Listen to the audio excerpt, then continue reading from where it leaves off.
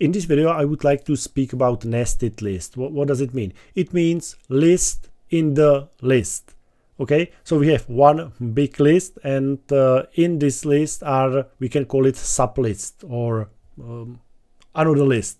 So what does it mean? For example, we have a students variable, and here is a list.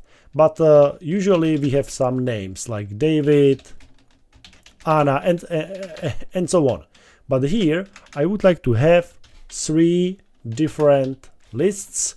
So be careful, because every list is an item in the big list. Okay, so it means this list has an index 0, 1, and 2.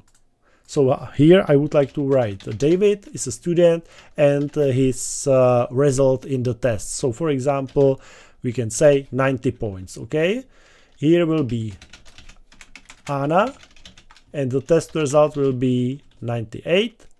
And here will be, for example, William, and the test result is 91. Okay, so you can see that it's a nested list, correct? Because in the list are another lists. Perfect. So now I would like to print out Anna. It means this text. So I will print students, but if I will print students, I will print everything, right? Like this.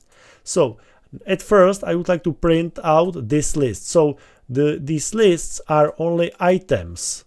Okay, so this is 0 item, this is first item, second item. So the index are 0, 1, 2. So which item I need?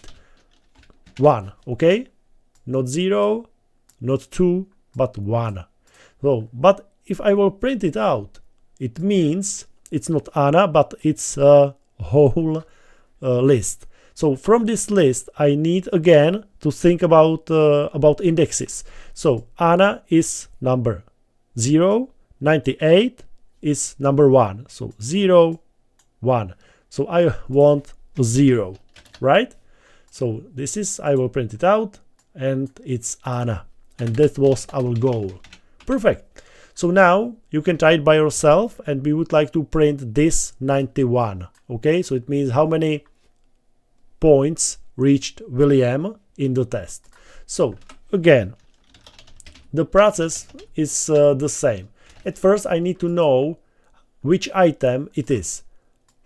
0, first, or 2. I put here number 2, right? So I will print it, and you can see William 91. Okay, it's a good start.